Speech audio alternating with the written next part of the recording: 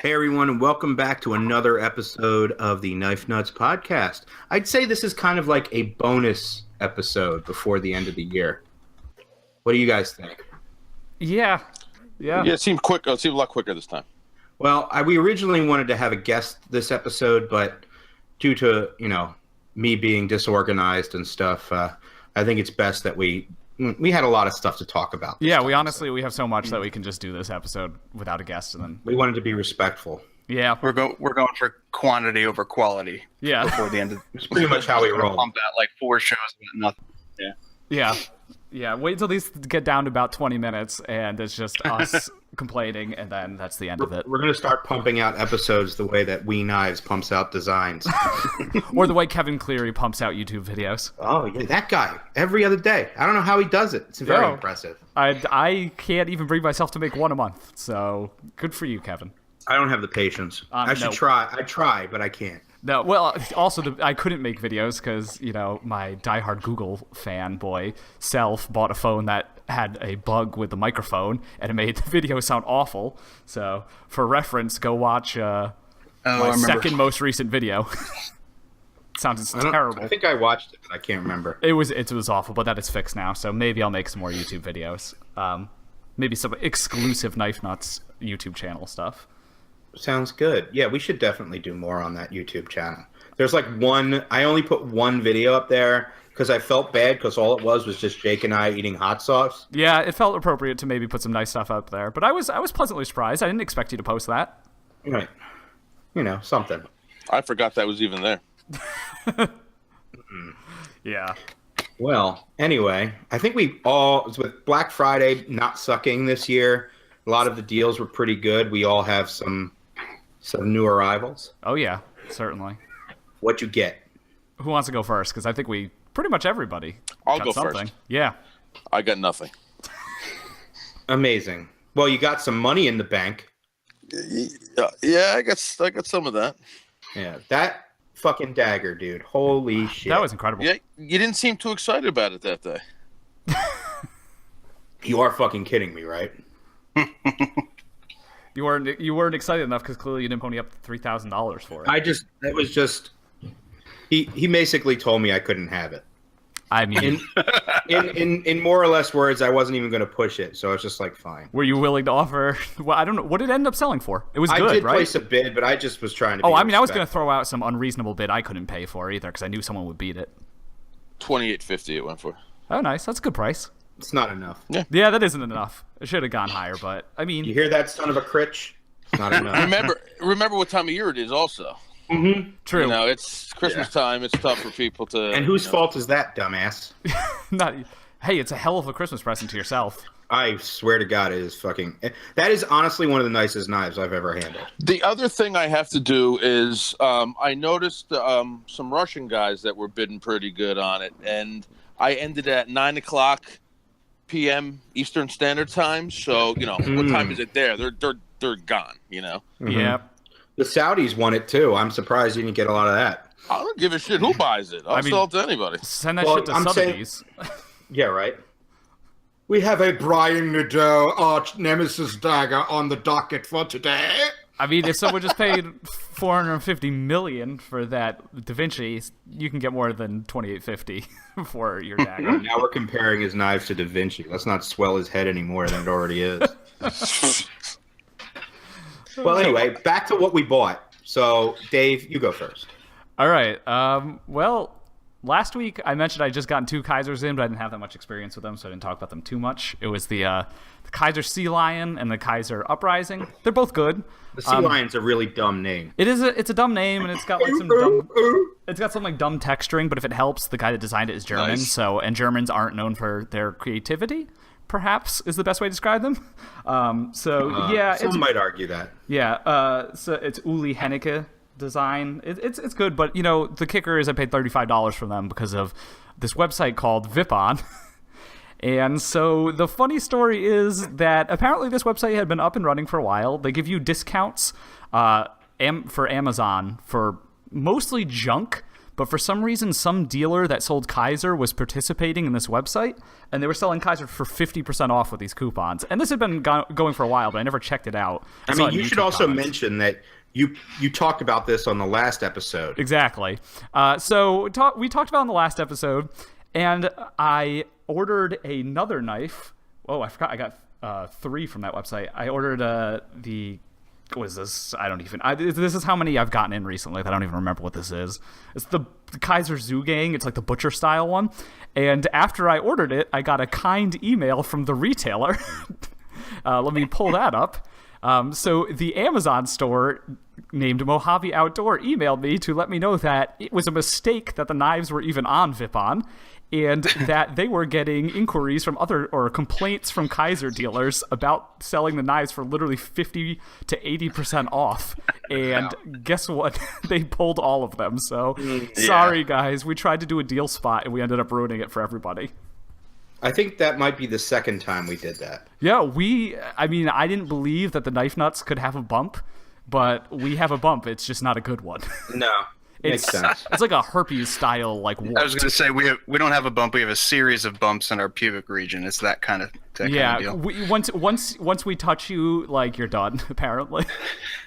What he's saying is we all have crabs. Yes, absolutely. I got a Kizer off that Vipon thing. Yeah, before we ruined it. Which you did? Wait, what did you get? Yeah, I got the Mega Therion. Yeah, we got so many knives in. I don't even know all of the ones you got in. I don't even know all the ones I got in. I got a Mega Therion for 50% off. Yeah, how is the 2 Mega Therion? Yeah, dude, you know I wanted to call it that too. I mean, it would have been a way cooler name than the Latin name for a giant sloth. Yeah, I mean, it's faster than the giant sloth to open. I mean, I like it. It's a little out there for my taste in terms of design, but for the money, I had to try it, and I have to say I like it a lot more than I thought. So that's the Elijah Isham design. It's a very radical, like, sort of sheep's foot kind of design with that crazy arched handle. They call it a folding santoku, which is a very generous exaggeration because it does not look like a santoku. It looks like a santoku, but either way, it's a lot of knife for the money. And I have to say, I've handled a lot of Kizers.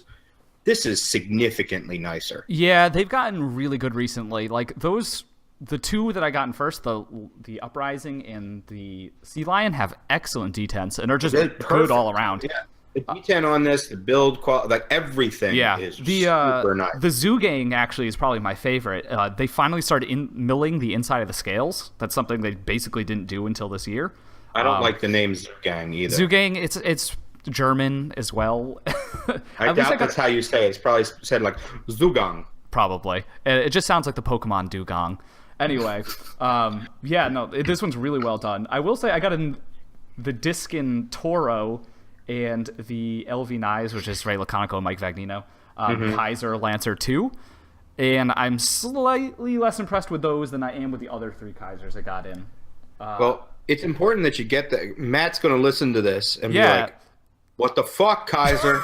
No. I actually, you know what, Matt, if you're listening, tell me why you did the double detent thing. Tell me if Kizer fucked it up or if it is just weird, because it's just kind of annoying. I don't know how to describe it other than that, like, when you go to close the blade, it takes a lot of force to close it. It's helping as it breaks in, and I'm sure, like, Jake could bend in the second detent bar and make it a little bit less strong, but it's basically like having 2 detent balls jutting out that the tang of the blade, like, smash into when you're closing the knife. So it's weird. It feels weird. I've handled the custom version of that knife. Yeah. And it's fucking smooth as hell. Yeah, like, in every way. My guess is that the double detent, the second detent, is bent over too much and is applying too much force to the blade. Or it just needs a little polished ramp. Oh, that would help. Back the other way. That would. I feel like all knives should have that ramp. Yeah. Yeah, we started doing it. Do you remember, Levon? Like, in the beginning, Whiskey Pickle days, it was one of those things that we were starting to include on a lot of our little mod projects, and I don't know. Then we just decided that it was like the Honda Civic of the knife world.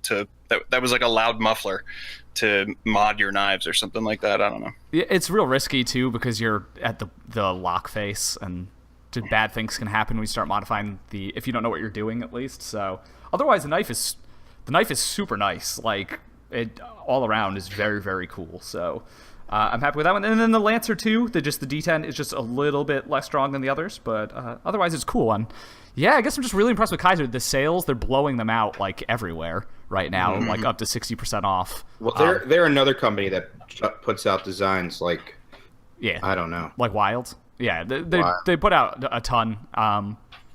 So I'm sure next year we'll get an onslaught of 20 more different crazy Kizer designs, and some of them will be swings and misses, like the first version of the Feist, and some of them will be hits, like all the other ones I got, basically.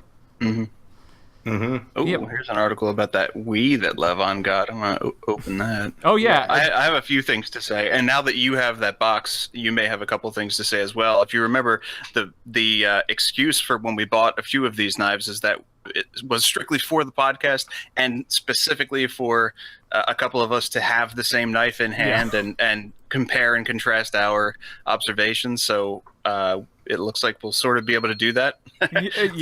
Thanks to USPS. And so to put that into context, we another company that we have, another retailer at least that we've shouted out a few times, Knife Outlet, with their crazy private sales. They had the WE 7. I'm half tempted to just not talk about that at all. It's going to go away if we keep talking. Because it'll go away if we talk about All right, I'll ignore that part. Anyway, they had a sale. It already got way weaker since we've talked about it. It's true. Who's listening to this podcast? Apparently people are listening. I mean, this blows my mind. There's just not that many knife people. That's a very good point, yeah. Anyway, they had a sale on the WE 712 and the 714. We were each going to buy one and then be able to do this cool thing on the podcast where we talk to you guys about, these knives that we all got to handle, or at least the three of us got to handle. And so we went and made the orders. I ordered the, 712, the Bellinoptera, which is a terrible name, first off. Can we agree on that? That fucking whale name is awful. Well, at least they're trying to give them names. Yeah, it's better than the numbers. Yeah, it's like... Although...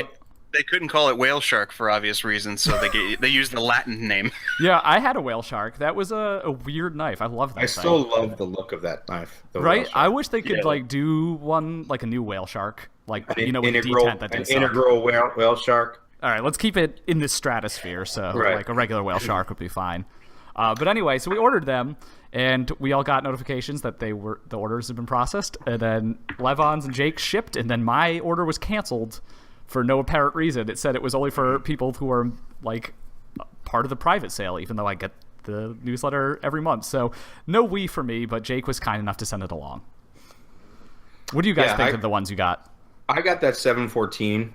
I think it's 714. Yeah, Slipstream. Yep. Slipstream, yeah. The finish work, everything about it, I have to say it's pretty flawless, really. I mean, really, really great knife.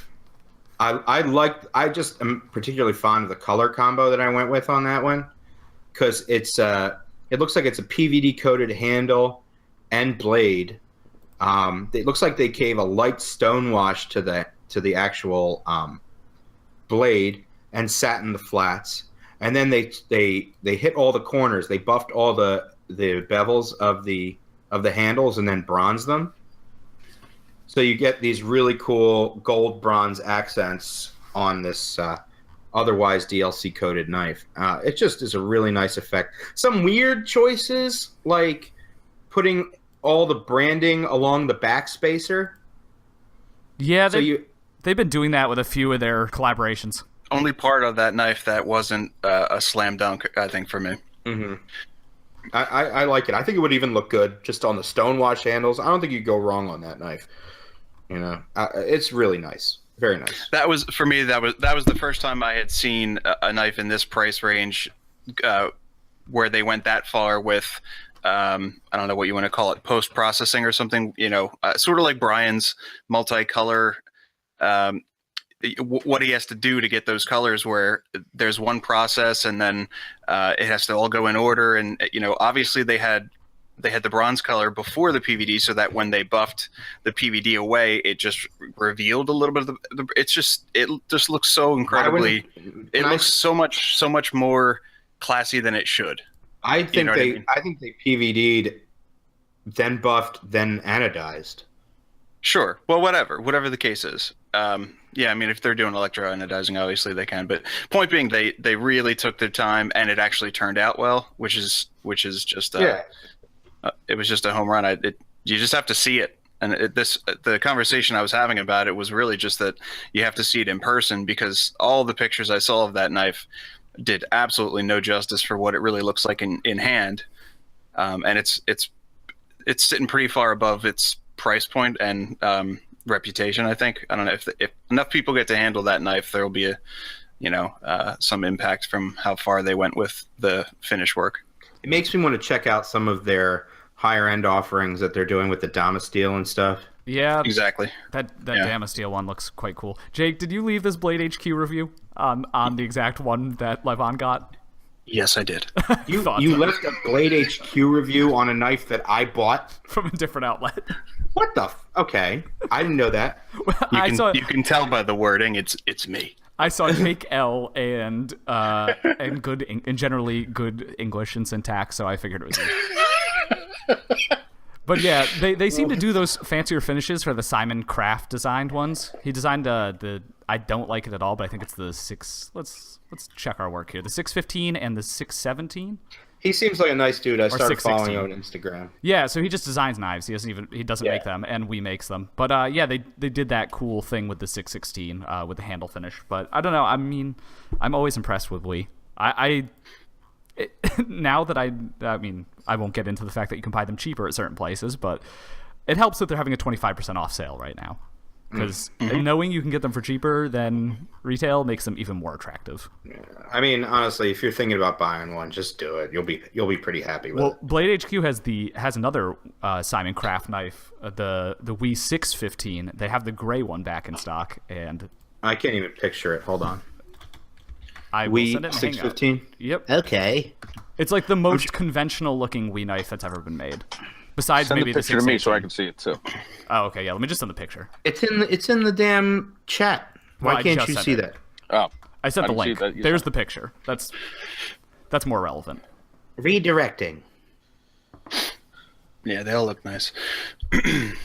There's definitely, from what I've seen, not only have they progressed a little bit, and it's also sometimes it almost feels like they should be given, different, like the Vanguard series from Kizer or something like that, to let you know what level to expect, what level of quality and price point.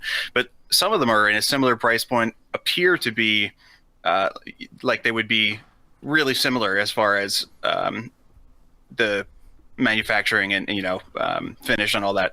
I found that when we get to talking about this Balinoptera, the whale knife, I actually found some weird kind of inconsistencies where it's not just that they're getting better as time goes by, but they're also making, I think, some changes that that could go either way. Yeah, like Torque's hardware. Well, that's a good example. Yeah, I found some internal things. I actually had a little bit of trouble getting that knife tuned just right, and it's because it's just internally totally different than their others. It has a ball sack, for instance, which I hadn't seen on the others, but the insert, the stainless steel insert, has a very distinct ball sack. I'm gonna have to look at this. Yeah, I think I have the sent you knife in guys person. pictures of it disassembled, and I purposely used the pocket clip as the penis. Who has the knife ball sack trademark? Is that a Chris Reeve thing or Rick Hinderer? Does someone have that? I know there's a. I'm totally kidding. I was gonna say there's a messenger bag going around to all of the gear community influencers called the Nut Sack. So someone's already kind of tried to cash in on this. But yeah, no one invited us. Apparently, we're not influencers. We don't have YouTube channels. That's all that it comes down to. You need to have like 20,000 subscribers on YouTube, and then people send you free stuff all the time. Oh yeah, I see the ball sack now. Okay, let me send this picture. I'm trying to go back to the ball sack. Yeah, I had to go pretty far back. Do you know what knife has a ball sack? You know what knife has a ball sack? The Benchmade Infidel. Yeah. Does the Benchmade Infidel? It has a fuller ball sack on it. Yeah, the fuller ends as a ball sack up at the. Go look up a picture of a. Oh yeah! Wow, that's the flying war penis. Like that is fuck Strider. That's the real flying war penis. Yeah.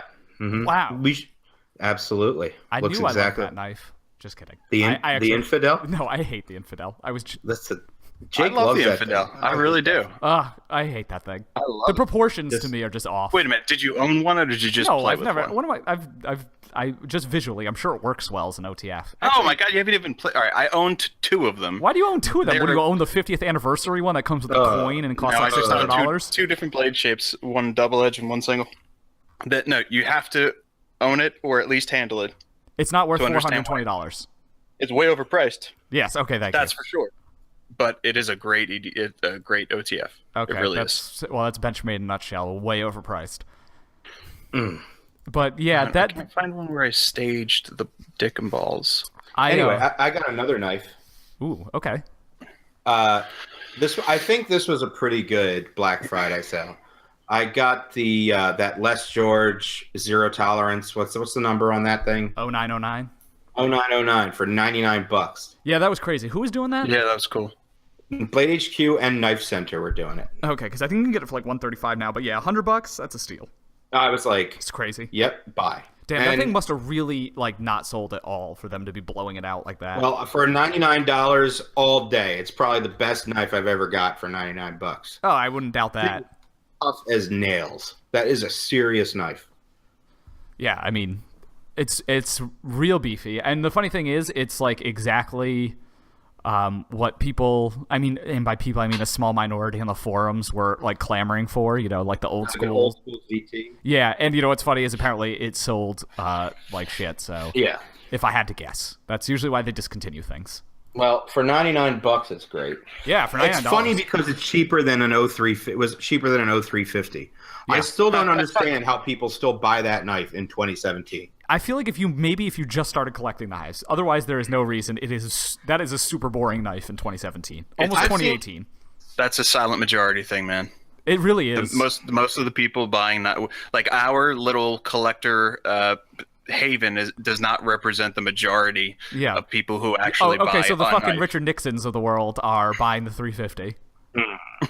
The silent majority are buying boring knives. So, like, my first knife, like, above the $100 mark was a 350. Oh, same here. But that was in what year? 2011 maybe? Yeah, for me it was 2011. I think it was 2012 for me. And it was tiger stripe with a partially serrated edge. Partially God serrated. damn.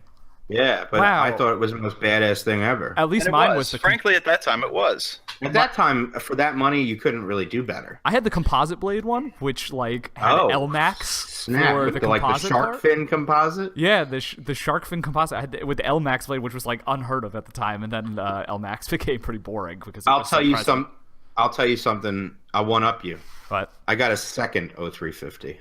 oh, I mean, I got another one later in life. Too. Oh my god, Levon has one that I don't see anywhere. I never see that thing. It's the orange one. Oh, Yeah. okay. The stonewashed orange one. The stonewashed orange. Yeah, that one's pretty good. Do you guys remember the was it the 360, the one with the like the clipped blade? The clip point, yeah, really gross looking. Yeah, it was a really ugly knife, but like, And they had ones with like aluminum handles too. let's be honest, the 350 is not a good-looking knife. It is a very Ken Onion design, but it's not pretty. The 360 did it no favors. It went full onion. It literally just looks like you cut off. I mean, that is what basically it is you just cut off the top portion of the blade. Yeah. Yeah. Wow. That is a hideous knife, and it came in tiger stripe. Damn. Wow. I think the only way to get that knife is in tiger stripe. I do not want to go back in time to 2011. No, nothing had bearing. I don't mind the tiger stripes. I have a production Strider S&G and with tiger stripes. I don't mind. I sold my last Strider. Yeah, I sold mine too. I was gonna say we are really all over the place tonight, guys. But this is what you get when you have the a bonus episode. Yeah, we both sold our Striders, and this is quite a victory for both of us. You want to go first? Yours is more. Well, I don't even need to. I mean, I wasn't even planning on going on a whole diatribe about it. Yeah, no, it's just but I'm just over the Strider thing. I'm just saying the prices is what's crazy. Oh yeah, well I got a good. I mean, I sold it. It sold in, I think, 2 10 seconds. minutes. Yeah, 10 on minutes. Instagram, no less. In the middle of the night, I posted it. I'll take it. Okay. Yeah, on Instagram and on Instagram. Which is so hilariously, I tried to sell my S&G on Blade Forums for $450. I had no interest, and then I sold it on eBay for $570. And then the best part is the guy actually messaged me afterwards to say how awesome of a knife it was, and I was like, Dog, you just spent $570 on a regular production SNG. You're out of your fucking mind. He's going to listen to this podcast, and he's going to be like, you fucker. He's in Canada. They don't get the podcast in Canada. It's okay. Oh, Jesus. The guy loves my used SMF, too. Yeah, right? Like, yo, so is our Strider knives like the Bitcoin of the knife community? Like, nobody's actually using them as Did it knives. go up They're just 40% in 48 hours? Yeah, I feel like Jim Cramer. This is just mad money. Just dump them. Yeah. People are buying. Dump your Striders. Sell. We gotta get the soundboard. I sold that Voxnays F6 too. Oh, did you really? Oh, you did? Yeah. Mm-hmm. I didn't hear about that. Yeah, well. Did you get what you wanted for it, or? Yeah, I did. Yeah, all good. How do you have this luck? I can never sell anything on Instagram, and you don't lower the price a bit, and you somehow sell everything. I have more followers than you. True, but like you think the knife sale hashtag would be good enough? No. I think it has something to do with. I'd like to think that it has something to do with reputation. I mean, it does. It does, and the knife sale hashtag is pretty much useless at this point. Unfortunately, I think. But there's some guy that is reposting the same field grade Typhoon for like, I don't know, 2 years now.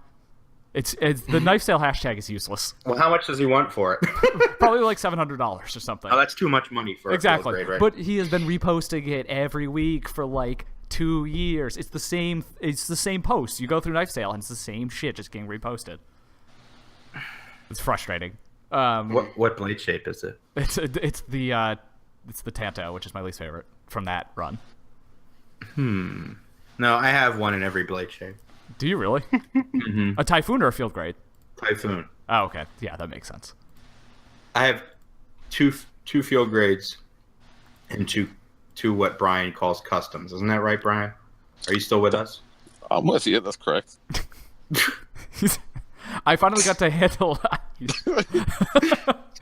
Christ. You can't summon him that quickly. You're gonna give him like 5 seconds after he's been summoned. Sorry.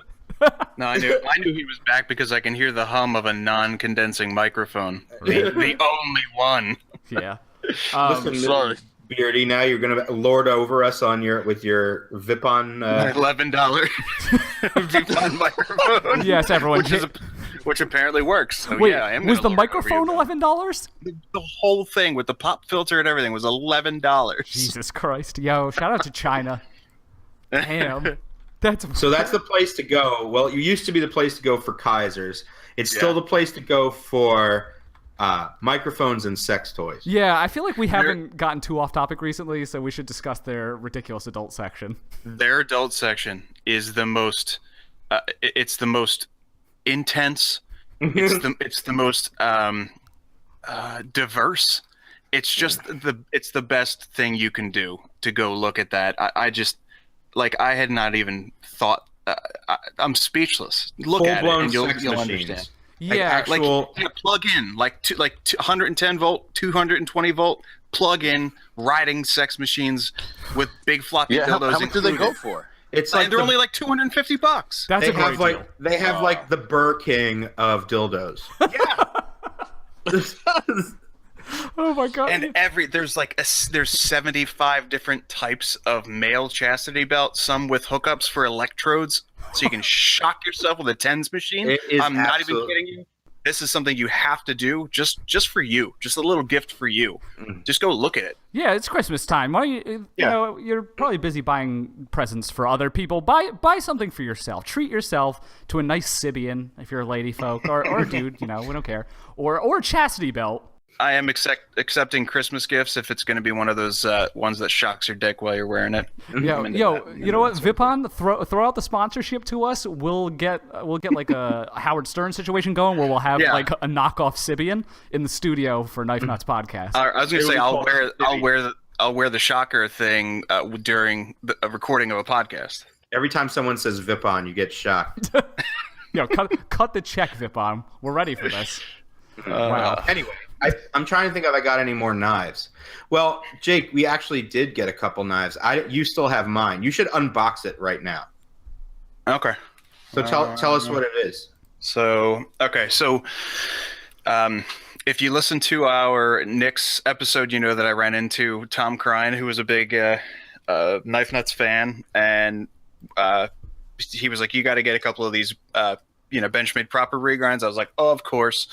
So not one, but 2 huge packages arrived. I'm going to post pictures on Instagram probably later tonight or something. I didn't want to do your unboxing without you until, and now you're telling me to, so I'll post all the pictures. But so we got 1 clip point and 1 sheep's foot reground Benchmade proper, and he was nice enough to send us a whole bunch of goodies and even a little postcard saying to keep up the good work. And he threw in some extras, and I quote, Brian will probably throw his in the trash, but that will give him something to do. Enjoy, Tom Crine. Damn. So, thanks, Tom. Wow. Yeah, he really hooked us up. Yeah. He threw some gorgeous pottery in there, which is just really, really nice of him. I've been on like a whole ceramic mug kick lately. So yeah, I'm it's excited funny for the mug. Yo, how washed up are we? In the podcast, we just said, I've been on a ceramic mug kick lately. Yeah. Well, I just wanted an excuse to say that. Bring it back. These are artisanal. These are handmade in America. They are really nice. How about a titanium one or a carbon fiber one? Oh, the titanium mugs and water bottles are mad overpriced. Like, wild. Brian, if you could make me some titanium shot glasses, I'd be in. Marfione did that. They were like a bajillion dollars. $1,500. Yeah. And you got a flask, too, which was pretty sweet, actually. When Sebastian used to live here, we would always go. We would go hang out, and we'd just do shots out of Marfione stuff. It was really fun. Dan Bilzerian is likely the only person that owns that besides Marfione affiliates. The only guy that paid retail for it. Some sort of rich knife hardo. But yeah, damn. Right. Tom Crine, we can be bought, as has been evidenced by Levon's behavior in the past, so we will never say anything bad about you ever. You're the man, Tom. He honestly just seems to be a very classy individual. Yeah, in all seriousness, that's very generous. Sweet man. Those are super cool mugs. I was on his website when you guys were talking about these regrinds, and he's got a nice-ass website. Everyone go to crineknives.net. I had no idea. Yeah, you can miss most of that website if you're not careful, if you're not looking. But all the, there was like those jackets look damn nice. The button downs, I would totally rock one of those. Yeah, he's got like a whole lifestyle brand. He's got a whole merch thing going on. Yeah. His website is like, all right. Most knife makers have pretty shitty websites. Brian, no, Brian's is passable. It's serviceable. Brian's is fine. Yeah, it's serviceable. Come on, you guys are no fun. we shit on Brian enough. Tom Crine's is just really like a step above the average knife website. I'm gonna go look at it now. Absolutely. Which is kind of comforting to us sort of millennials. Well, me very millennial. But like when someone has like a non-existent website or a really shitty website, it makes me think that they died and like their family is just keeping the website going, like their Facebook. But like Tom's actually has like posts of stuff that's recent. Yeah, I think this is just a Squarespace website. I know, but it looks decent. Like, it looks good. And he updates it, and he talks, he blogs, and he offers other stuff, and he wears his own merch and models it, and it's beautiful. I have too much stuff going on to be dealing with that. It's even when the only time my website gets any bit of activity is when I'm about to take orders for something. Nobody's going to my website to buy anything. I never have anything up there. Yeah, that's true. We were just screwing with you. I'm going to go on his shop, though. Let's see what Tom Crine has for sale. I do hate when knife makers, when their like gallery section is just knives from like 12 years ago.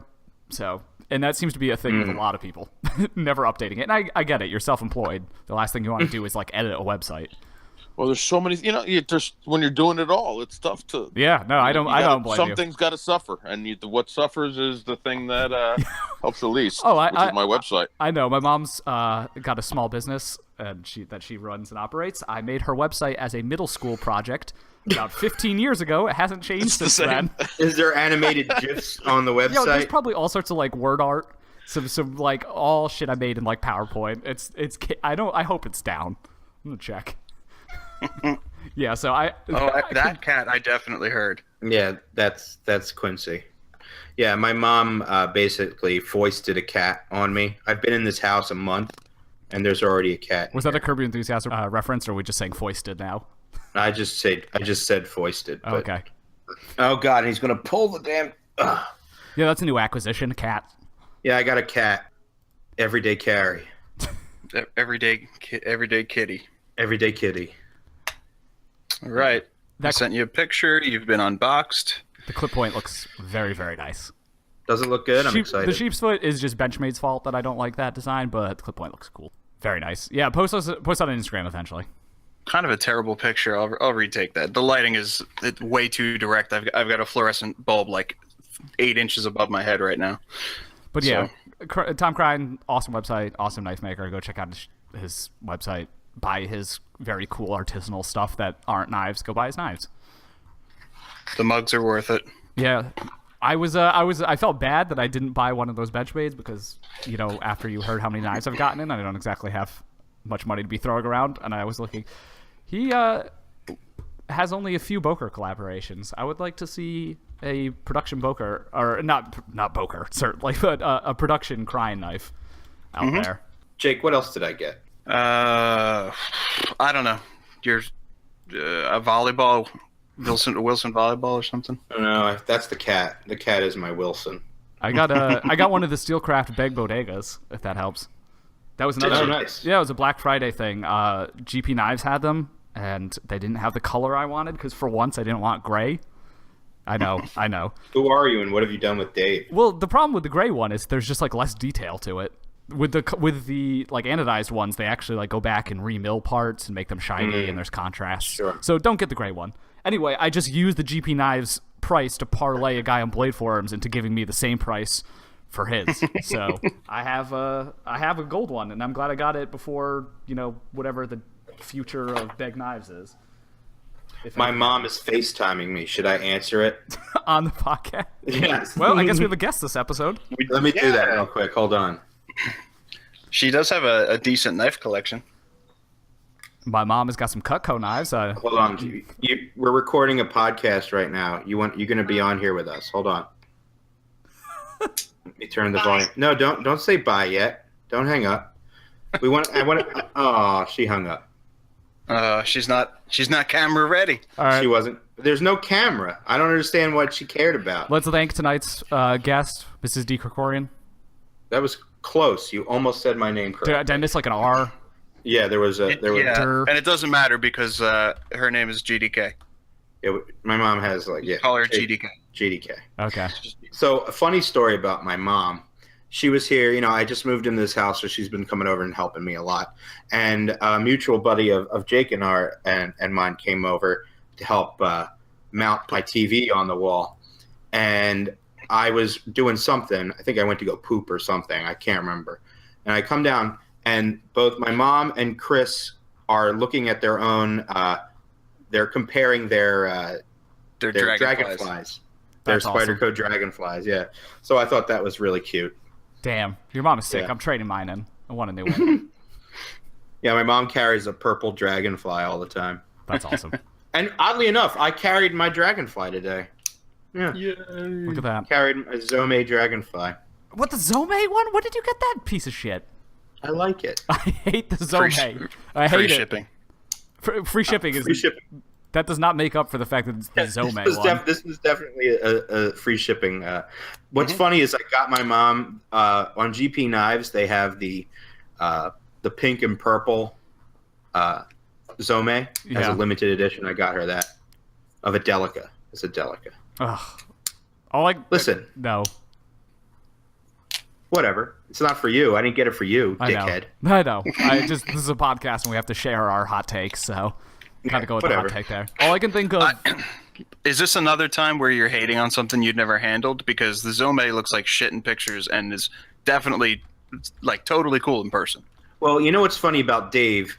He hates stuff that he spends the most money on. Yeah, you don't see me spending money on Zome Delicas. I see you spending money on Lion Steel after Lion Steel that literally one. You. I was not disappointed. You bought another one. What? Oh yeah. No, I bought another one even after that whole thing. The slip joint was pretty decent. If you guys go back to that episode, I was talking about the SR11. You don't see me buying one of those. The slip joint turned out good. Devil's advocate. I'm proud that you, even after you made your opinion public, instead of sticking to your guns, you admitted that you needed to let them, I don't know, give them a chance to win you back. Yeah, I mean, I'm not saying they won me back with their frame blocks, but that I'm looking forward to the clip point version of the Euro Barlow. I think that's going to be pretty sweet. It does look nice. The clip point one looks awesome, and theoretically they're going to be grinding it thinner, which is not exactly Line Steel's forte because everything that they sell is like a fucking axe wedge. Like it's awful, but the Euro Barlow itself is pretty decent in terms of edge thickness, but they're grinding it thinner for the clip point, which is nice. Whenever I hear Barlow, I think of Matt Barlow, the ex-singer of Ice. Wow, that's an obscure reference. Yeah, there you go. I guess Iced Earth isn't that obscure. I just don't know why you know the lead singer of Iced Earth off the top of your head. Because he was the coolest power metal singer. That's okay. The end. There we go. Hot take. Though Tim Ripper Owens was a member of Iced Earth. The only reason I know this guy is because of Bar Rescue. I've met Tim the Ripper Owens. Have you really? Yes. Was this like a meet and greet for Juice Priest or something? No, he was with Iced Earth at the time. Oh, okay. But either way. Anyway. Let's talk about the prototype that Sebastian posted. Oh, yeah, that is not a bad idea. Yeah, dropping that out of nowhere. The SB1 prototype. I got to tell you, that thing looks sick. I must have it. If you guys want to know what we're talking about, go to Borka Blades. So if you're familiar with the SBK, that Quaken Persian fixed blade that he makes with the cord wrap, this is a folding titanium frame lock version of that knife. With a flipper. With a flipper.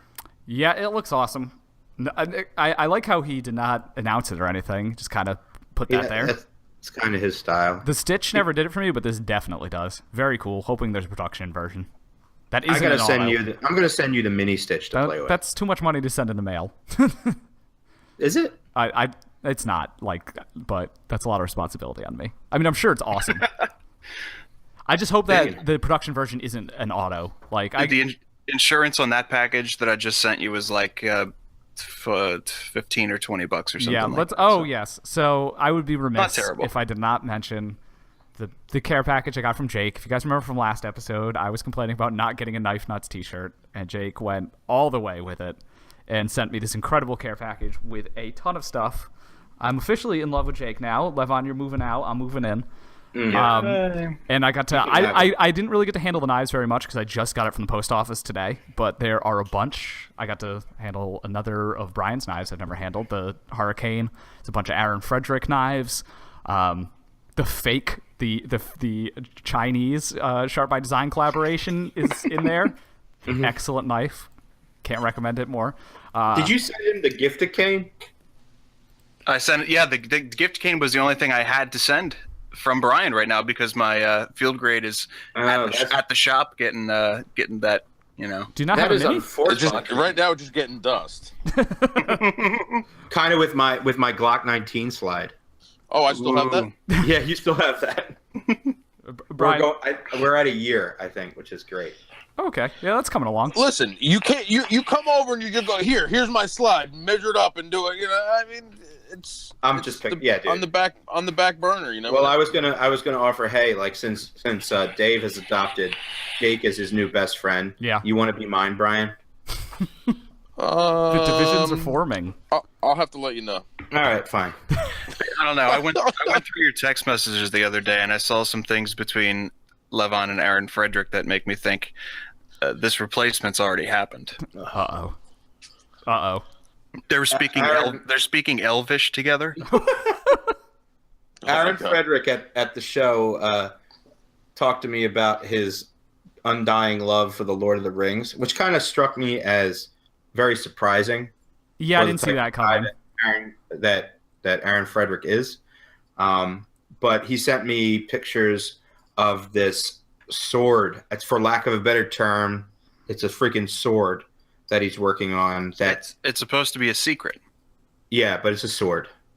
That's all I'm saying. I don't think it's a secret.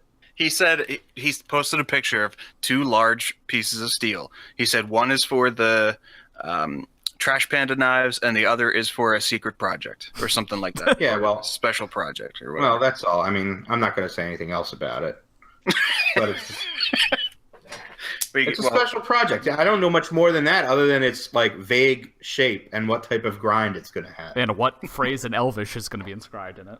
I probably do know, actually. Yep. But I would go back and edit that out. We'll take that one out. Jake also Jake sent me. I'll just text him real quick. Jake sent me a bunch of WE screwdrivers, which is an incredible gift because I have like one of the bit drivers and like a bunch of the little bits, which is super annoying. So having the dedicated like T6 through 15 is incredible. It's so good. Yeah, so the real gift there is that those are the exact drivers that I've been using for like the last 5 years, and they haven't let me down. Yeah, they're incredible. I really appreciate it. So, and you got to have you need a driver per size. You can't do the switching bits here. Oh, it's so annoying. You know what I mean? Like, yeah. So just you're good. Yeah. I tried to get you a stand too because that's really the only way to fly with. It looks legit. I have them. Well, shitting on the shitting on the casuals or whatever, but casuals. Yeah, I just had that acrylic stand for whatever use. You've had that thing forever. Yeah, well, probably a year, probably. Yeah, it works. Anyway. Yeah. Thank you so much, Jake. It's awesome. I do have a question. Am I supposed to inject the purplish substance into my veins? Do I like mainline that shit? Like, are we going out like Chris Farley over here? How's this working? Yeah. So if you still want to do the suicide on air, okay, that's what I figured. That's like industrial lube, and if you inject that, you will die. So that's what it is. Okay, that's for the extraordinarily and abnormally hard to reach areas that you want to get a little bit of sticky lube on. I appreciate that it's also a Chinese hypodermic needle. Mm-hmm. All right, I actually have to say this. I texted Aaron Frederick. I said, "Can I mention your special project on the podcast recording now?" His response was, "Oh yes." All right. Oh yeah. Oh, all right. Well, that saves me some editing. Yeah, there you go. Yeah. So Jake. Also there was a fidget spinner in here. Got me another picture of it. Oh my god. This is literally the first fidget spinner I've ever handled. I totally missed out on the craze. So it's the only people out there that still have one is me and Custom Knife Factory. Shout out to them for coming out with spinners in December 2017. Yeah, no one wants them. In Soviet Russia, spinners spin you. Yo.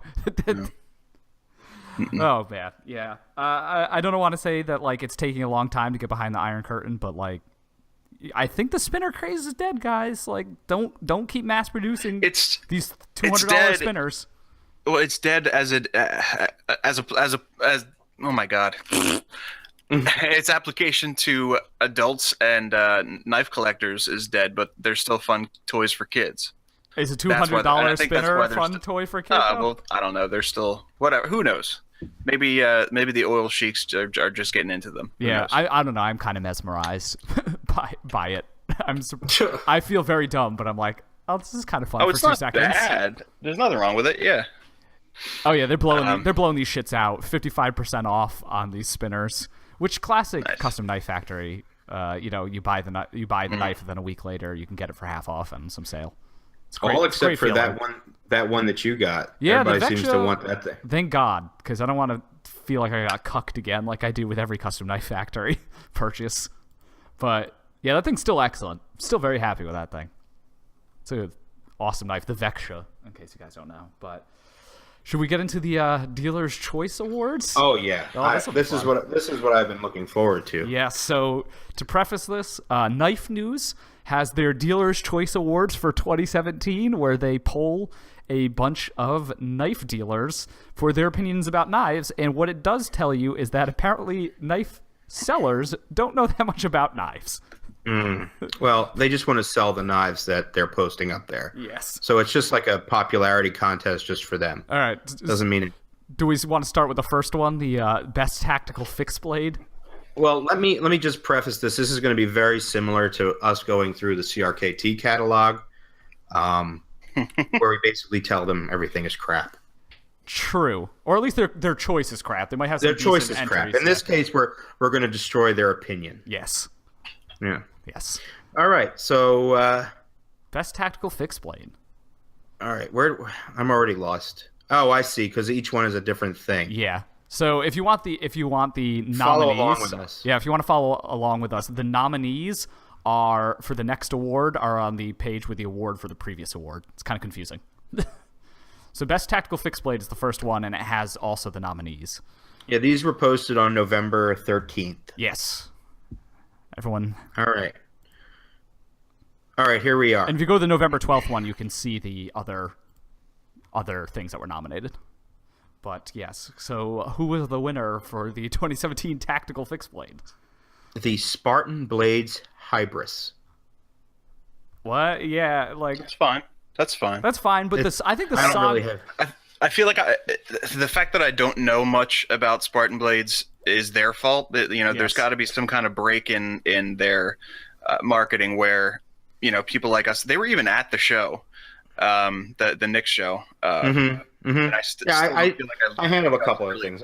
Nice. Do they sell to operators? Is that their thing? Because I feel like, do you guys know what this thing costs, by the way?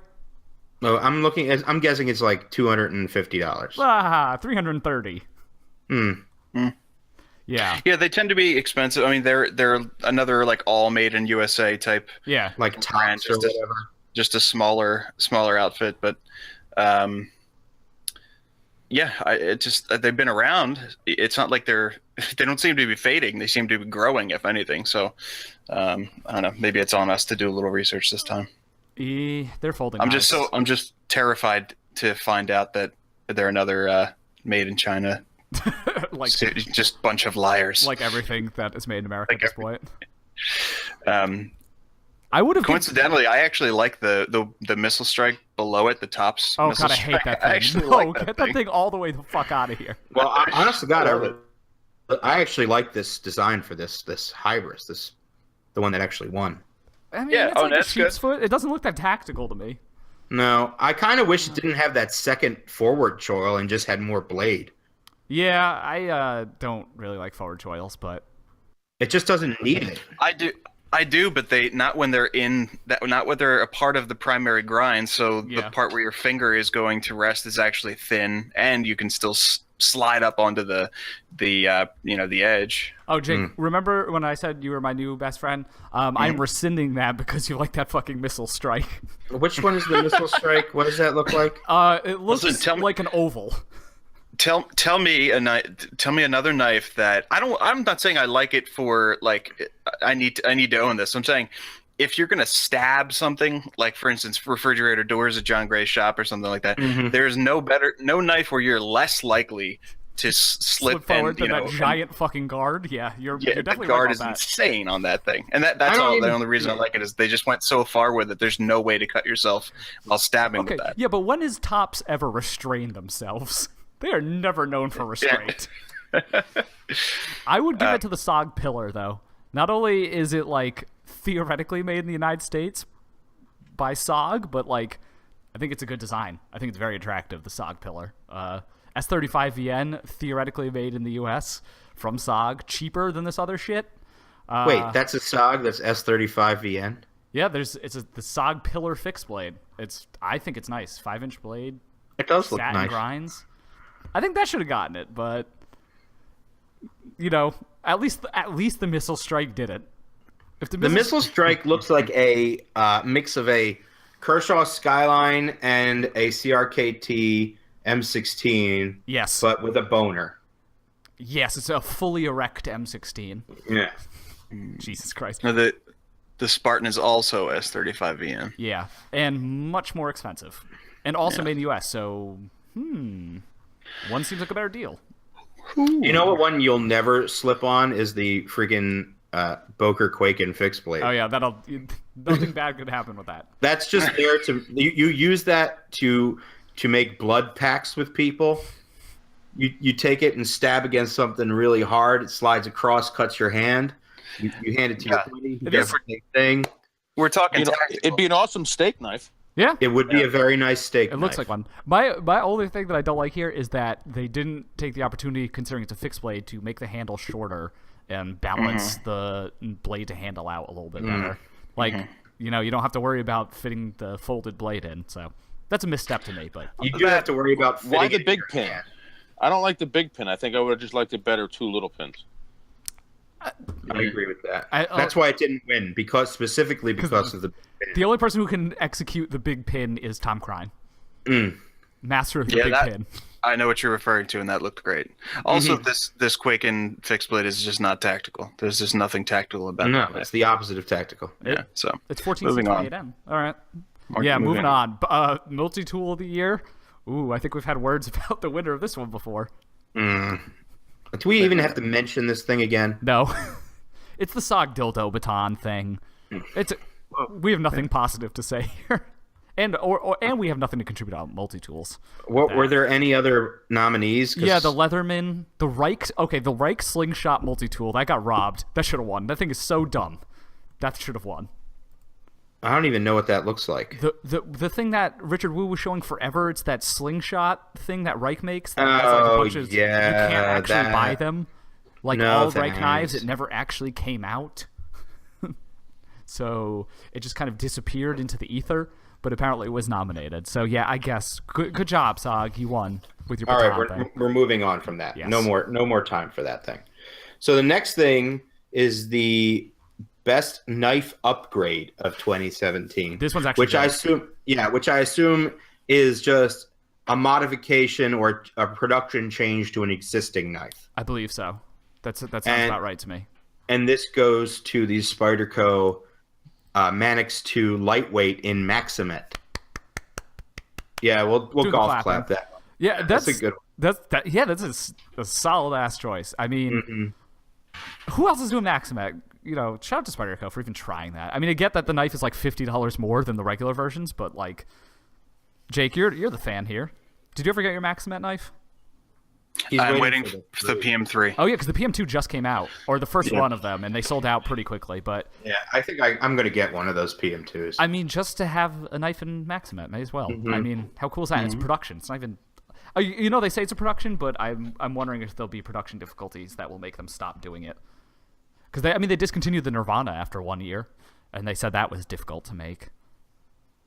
I have my theories on that anyway. Yeah. Also, can we talk about the how CRKT's home front was somehow an upgrade from the old one because now it has GRN scales instead of they're fiberglass and 1.4116 steel. That's not an upgrade. To whom is that an upgrade? Anyway. The Kershaw Dividend in M390, that thing was like $80. That's a good second place. That's actually a nice knife. Yeah, for an assisted knife, I think it's pretty good. Yeah, that's a clear second place runner up there. But moving on, what do we got next? Best new auto. Okay, and they gave that to the Buck 110 auto version though. What the fuck? Yeah. Excuse me. I don't know. Well, the competitors weren't that great, right? The Benchmade Casbah, I think that's the Benchmade auto with the fiberglass, with the GRN handles. Not exciting. And a SOG auto. So I guess this wins by default.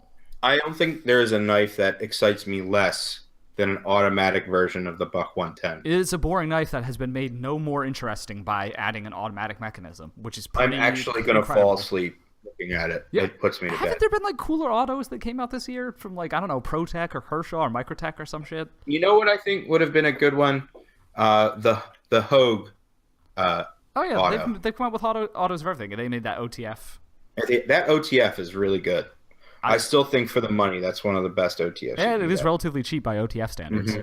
Absolutely, and it's really good. It's got horrible proportions, though, but... The proportions are wacky.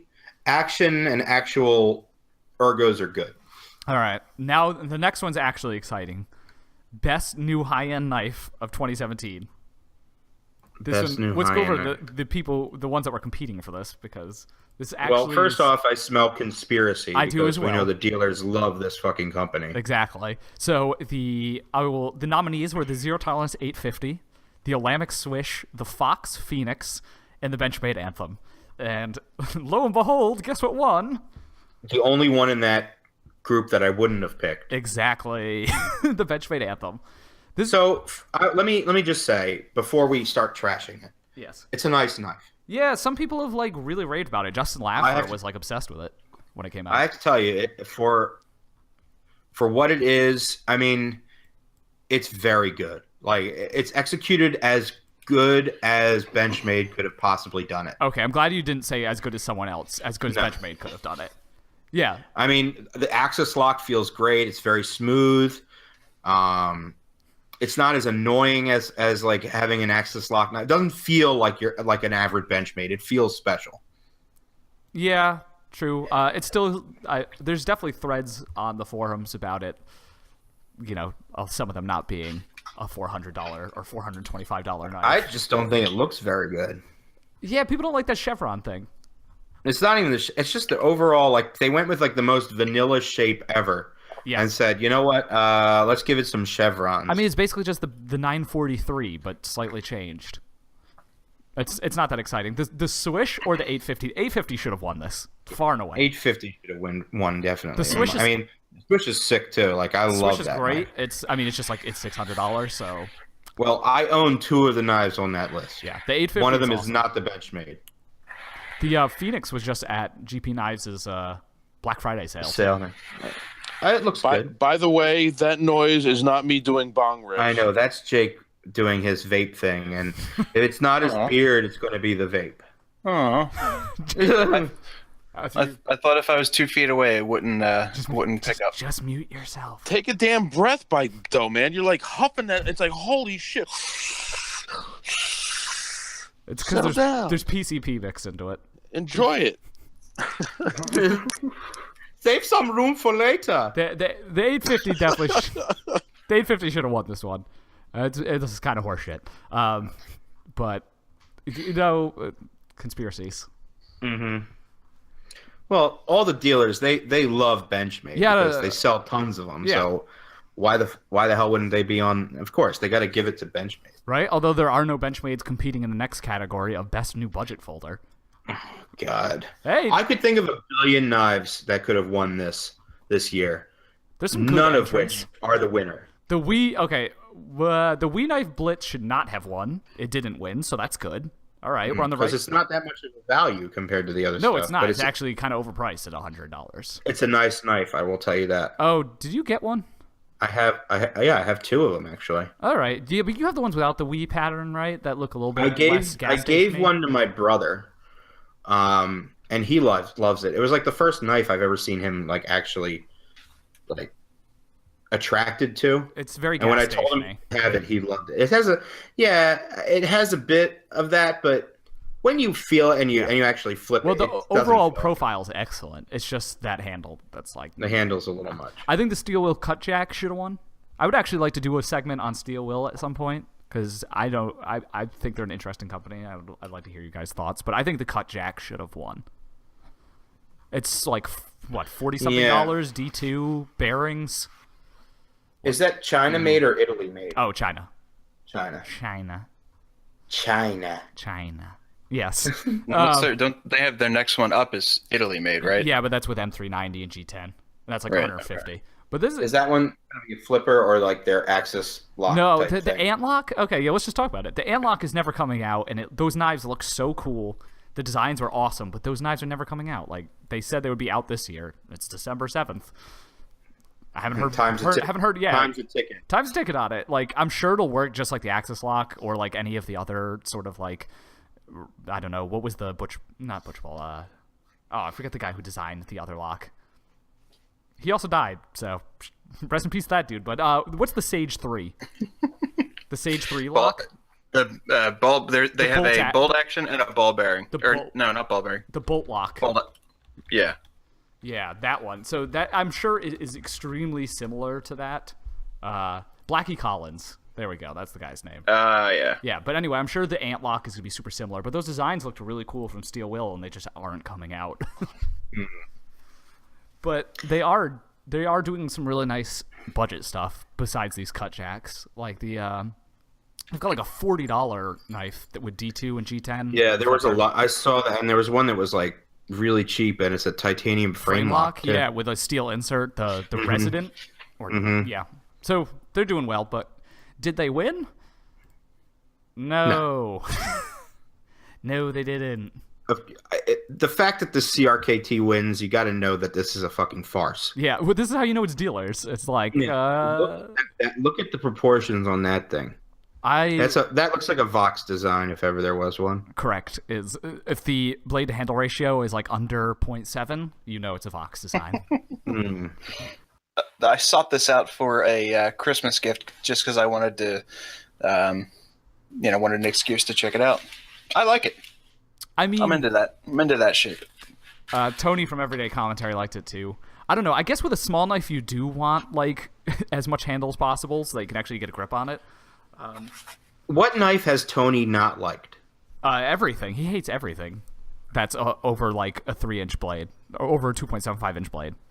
That man has the amazing ability to nitpick details about like things I would have never even thought of. So, yeah. I don't know. I think the Cut Jack should have won. I think there are way better budget options than CRKT. They're getting surpassed by these other companies like far and away. For $30, you can get that Ruik or Rake P801 I posted with 14C28N and bearings. Yeah, but the profit margins aren't as good. So exactly. Yeah, exactly for the dealers certainly. So, that one smells like a conspiracy as well. All right, moving on to our next conspiracy. I mean, best manual category. Folder. Some weird entrants here. Mm-hmm. Well, honestly, this knife is so popular. I don't know if there was a way that it couldn't have won.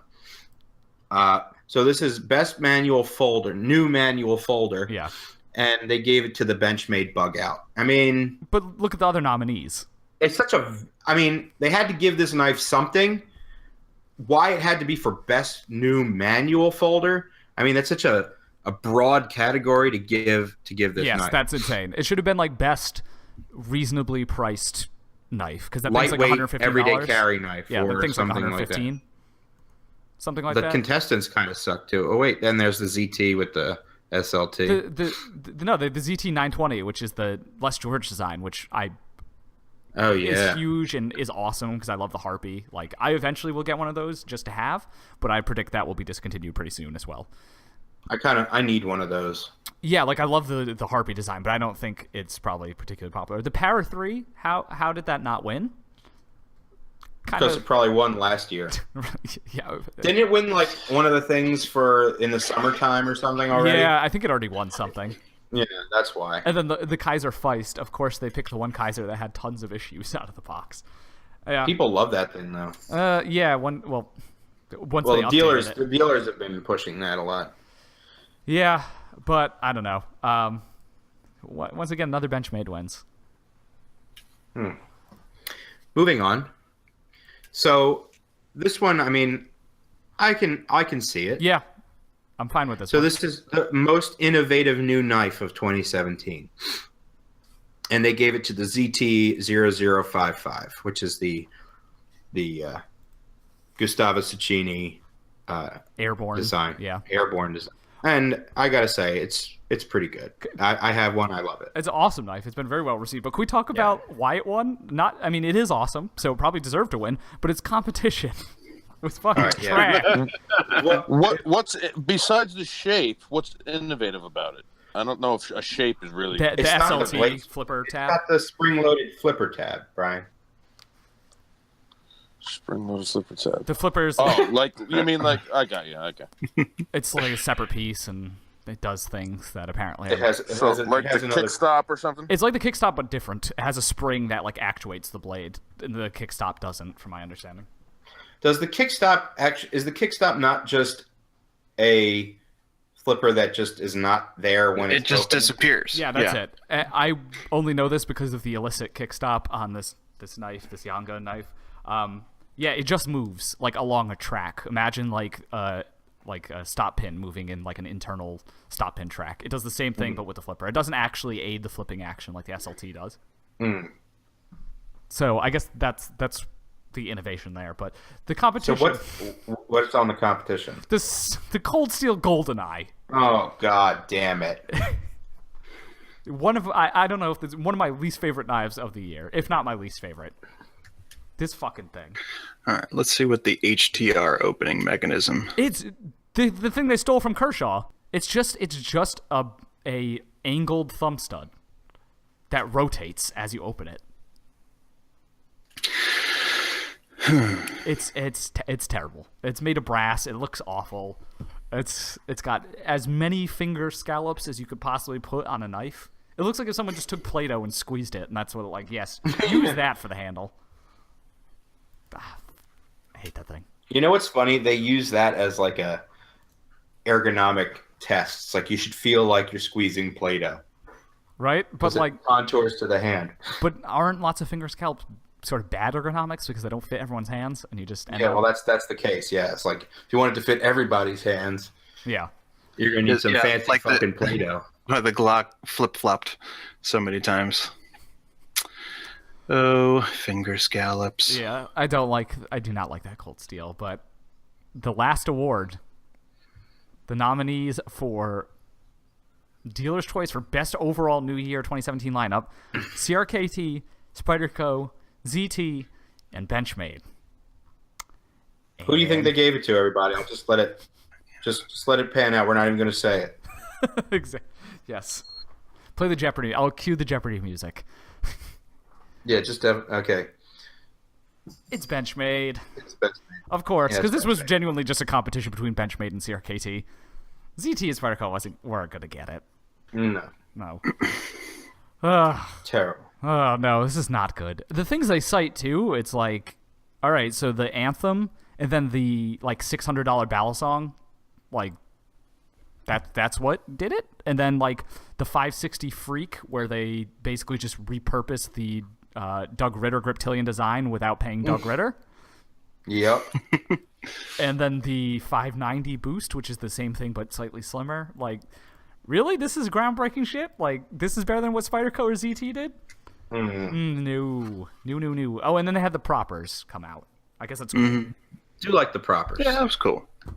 I mean, honestly, I don't dislike a lot of the knives that came out, but do I think they deserve to do it over Spyderco? Flaunted? Yeah, no. Or ZT? No. Do not agree with this one. No. Yeah. Well, now that we've shit all over that, what now? Yeah. But do we miss any things that we got in? No. I think we got... Oh, we're at that. Yeah. I got one of the Kizer Vanguard series Bad Dog Kuchera design. Oh yeah. Thanks to Vipon. No, was that Vipon? Yeah, I think it was. I respond to that like you're saying my name for some reason. I mean, there's some shared phonemes between Levon and Vipon. Yeah, it's a minimal pair. It's good. I like it. I don't have a ton to say about it because at the regular price point, like the real price point, it doesn't stand out nearly as much. And it did take some massaging to get it.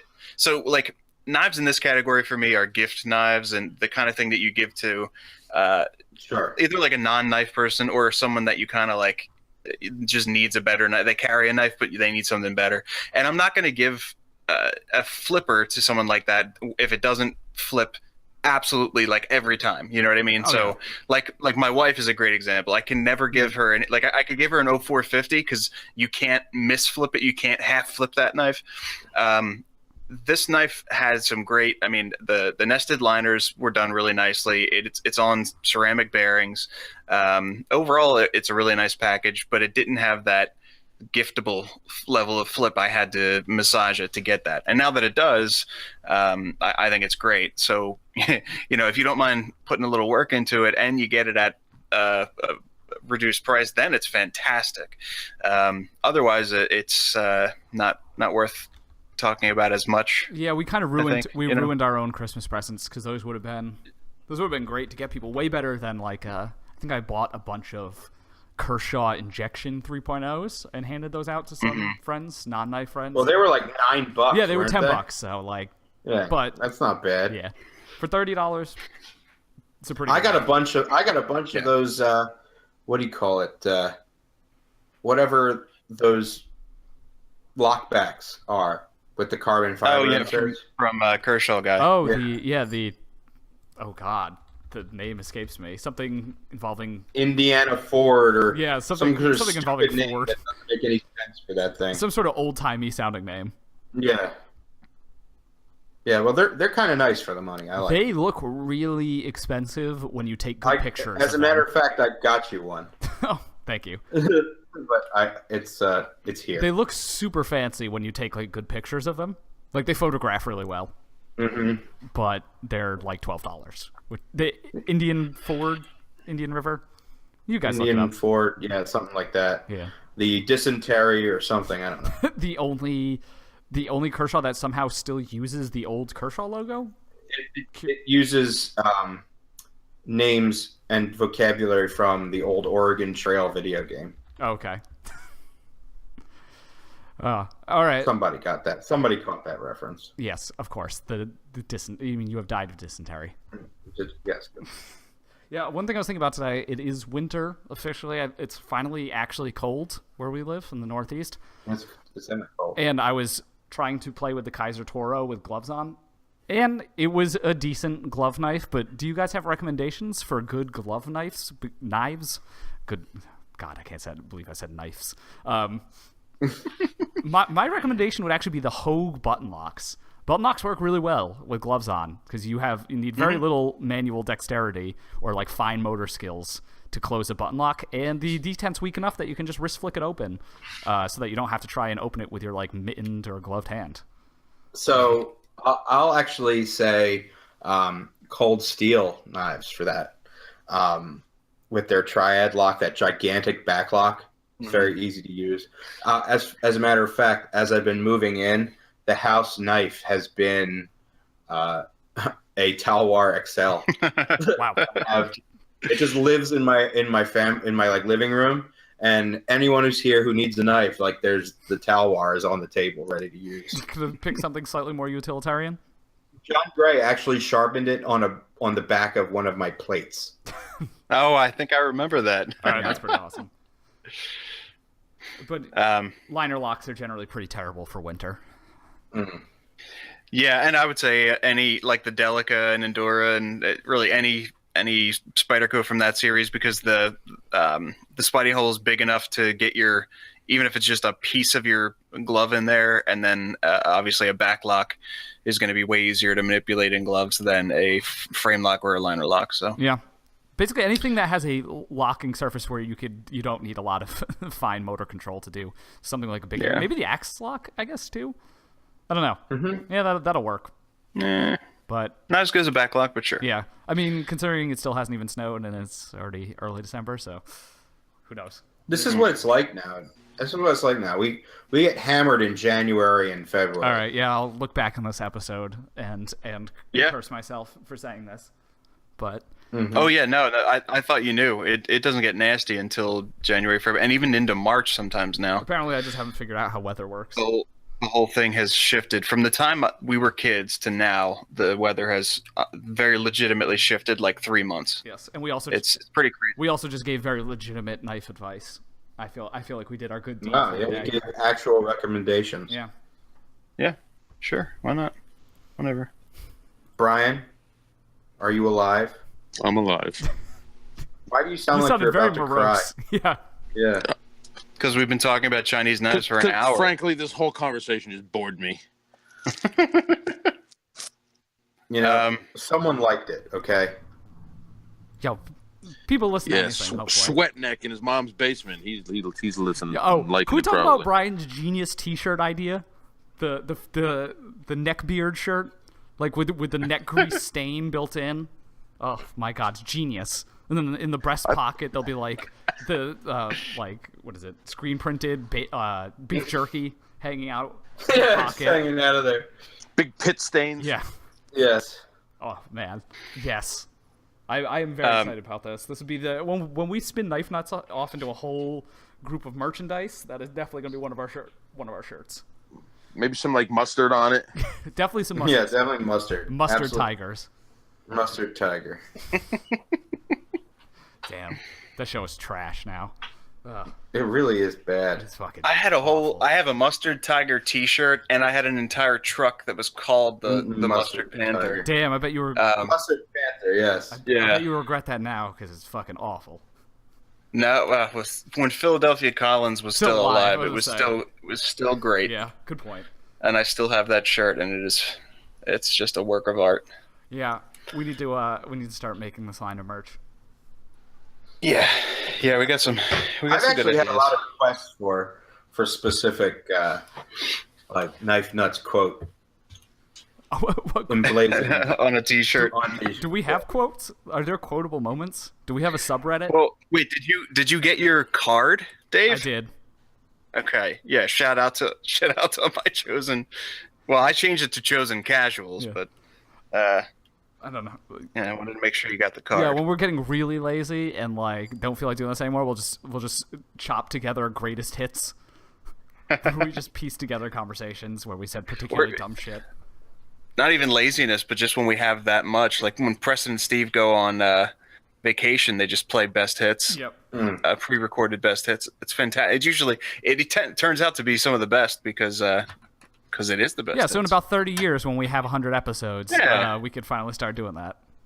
I can't wait to go through all that stuff again, Dave. When we have a God, I hope I'm dead by then. When we have a residency in Vegas, we're old and washed up.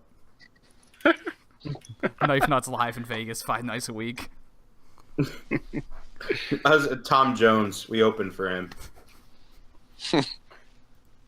All right. Well, it's not unusual. I'm sure it could happen. Oh man, you got through the whole episode without a single corny joke. That was terrible. Dude, sorry. I'm very tired. You know how some people freeze in front of camera? Like Levon's whole... Wow. And I apparently just can't think of any words at all, but I've been awake since 5 a.m. Levon's jokes go down the tube when he's on microphone. I guess that's true. All right. It's not unusual. They're more of a visual thing. Yeah. We do need to do some more visually stimulating content. We could do the podcast as a video cast. Oh, I mean, please, no. Please, I was gonna say, I'm out. yeah, I don't want want to do it either, but I don't know if you want to see our maybe once. maybe yeah. Well, if we ever do the live episode, live from Blade, as long as I can wear like a pig mask or something. Live from Blade 2018. We'd prefer that you did. And Jake will wear something that he ordered on Vipon. Yes. Yeah, like just one of those dick shockers. Yes, the dick shock and chastity belt. Yeah, we definitely for Blade 2018 we need like a man on the street interview series. Where one of us just goes up to random people. Booth. No, we should have our own booth, and when people are walking by, you pull or you get people to come in and you do impromptu interview. Inside. Mm-hmm. Maybe we can have a table in there. We can have a go-go dancer on the table the whole time. Mm-hmm. How much is a booth? 1,500. Yo, we're gonna have to hawk a lot of fucking t-shirts. Or you know what, Vipon, cut the check. We'll also sell your weird, not kink shaming, but we'll sell your weird adult toys at Blade Show. That's our only sponsor. That's a good idea. I mean, they want 10,000 followers on like YouTube and social media. So Levon's the only one here who could Vipon. Oh yeah, and Brian. 750 for between the three of you. I'll sell my knives there, and I'll pay half. All right, now this sounds doable. Yeah. Actually, that sounds very doable. Oh God, I'm in. That's a great. I mean, that's Vipon is our only chance of getting a sponsor because I don't think any knife retailer is going to sponsor us. Maybe Chris Reeve Knives will sponsor us. Yeah. I mean, I wouldn't say no. I certainly wouldn't say no. I think there are a few different. That would definitely make us the chosen people if Chris Reeve chose us. You're already the chosen people. I know. Oh my God. Be doubly chosen. Yeah. So are we done with this podcast? By the way, is this episode over? Yeah, unless you want to let's call it the whale. Yeah, it's over. My name is Brian. You can catch me on Instagram. Bye. Yep, Levon, Metal Levon, Instagram. Thanks. Oh, okay. Dave, Underscore misanthropia everywhere else. I'm Jake. You can check out my new webpage. It's vipon.com/dick accessories and other adult toys. I'm Knife Nuts Jake. I almost said Whiskey Pickle Jake. I'm Knife Nuts Jake.